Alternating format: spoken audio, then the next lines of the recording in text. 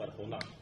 और साथ में नई शिक्षा जो नीति शुरुआत की है, ऐसे में क्या कुछ देखते हैं, किस तरीके से शिक्षण संस्थान अब आगे की ओर बढ़ रहे हैं? पहले तो मैं कृतज्ञ हूं प्रधानमंत्री नरेंद्र मोदी जी का। उन्होंने अपने व्यस्ततम समय से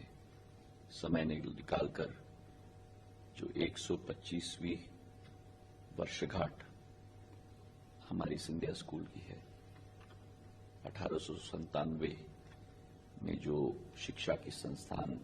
मेरे पूर्वज माधव महाराज प्रथम के द्वारा स्थापित की गई थी, देश में योग्य जनसेवक प्रशासनिक अफसरों को नई एक प्रशिक्षण देने के लिए, और जो ये सफर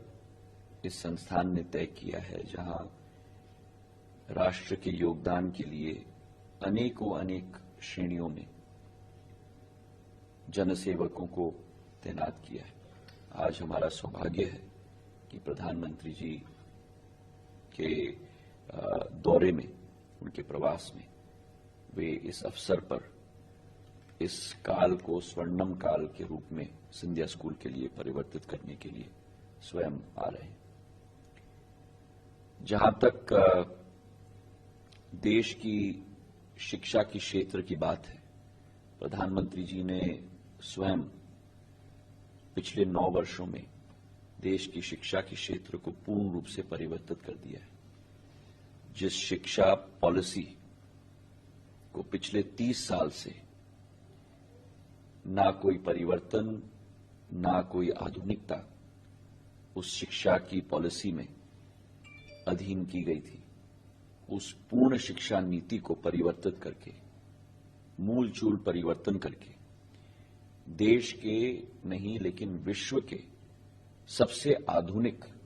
शिक्षा नीति में परिवर्तित कर दिया है। जहां आज संगम की जरूरत है शिक्षा ग्रहण करने की, और शिक्षा ग्रहण करने के साथ साथ अनुभव भी ग्रहण करने के लिए, और इन दोनों शिक्षा का ग्रहण और अनुभव ग्रहण करने की का एक संगम नई शिक्षा पॉलिसी में हमें दिख रही है। प्रधानमंत्री जी की सोच और विचारधारा सदैव रही है कि भारत का युवा एवं युवती ही भारत को इस सफर में, अमृत काल से शताब्दी काल के सफर में, भारत को एक विश्व गुरु के रूप में परिवर्तित करेगा। और आज मुझे पूर्ण विश्वास है कि देश का एक युवा, देश की एक युवती उसी सोच और विचारधारा के साथ देश के लिए योगदान, देश के लिए प्रगति और राष्ट्रीय विकास में अपना पूर्ण योगदान देने के लिए पूर्ण रूप से संकल्पित है।